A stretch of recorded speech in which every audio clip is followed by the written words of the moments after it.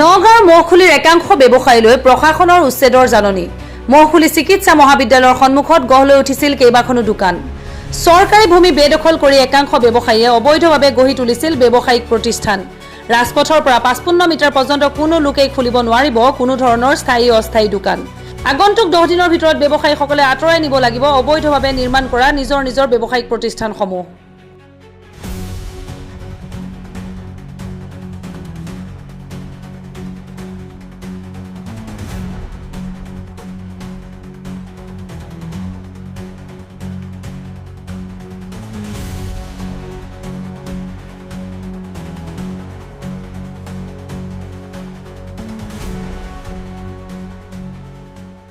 মই এই গাঁৱৰ গাঁও প্ৰধান। এই গাঁওখনৰ নামটো কি?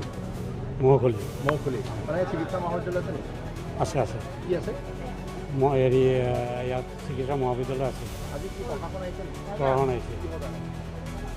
তাৰমানে আমাৰ মেডিকেলৰ অন্তত যিবিলাক দোকান পোহৰ আছিল চব মানে এডমিশ্যন কৰিলে।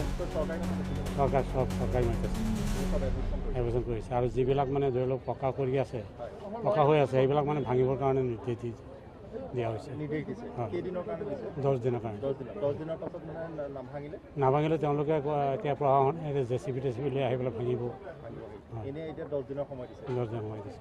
খুব যান জঁটৰ সৃষ্টি হয় নেকি? বহুত যান জঁটৰ সৃষ্টি হয়। কিহৰ কাৰণে কৰিছে এভেকশ্যন কৰিছে মানে গাড়ী ঘোঁৰাৰ কাৰণে একেবাৰে জাম হৈ যায় গাড়ী ঘোঁৰা ইয়াত মানে চব আনি পেলাই ইয়াতে ৰখায়। এম্বুলেঞ্চো মানে মাজে মাজে ৰখি যায় আকৌ। নাই নোৱাৰে নহ'লে ইলিগেল হৈছে।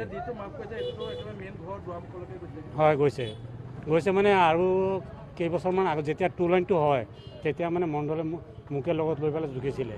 তেতিয়া এইফালে লাইনটো আছিলে মিডলৰ পৰা 55 ফুট। 55 ফুটৰ ভিতৰত এতিয়া 55 ফুট তেওঁলোকে যিটো ঘৰ বনাইছে সেইটো ৰাইটে আছে, কিন্তু তাৰ আগলৈ যে পকা কৰি বনাই দিছে সেইবিলাক চব অবৈধ। এইখিনি মই ভাড়াত লোৱাহে দোকান হয় এই ঘুমটিটোৰ ভিতৰত। অঁতৰাব লাগিব। অঁতৰা মানে আমি এৰি দি গুচি যাম আৰু ইয়াৰ পৰা আৰু কি কৰিম। এভেকশ্যন এই প্ৰায় এতিয়া 30টামান হৈ গ'ল। দোকানখিনিতো মেডিকেল আৰম্ভ হোৱাৰ পিছৰ পৰা হৈ আছে।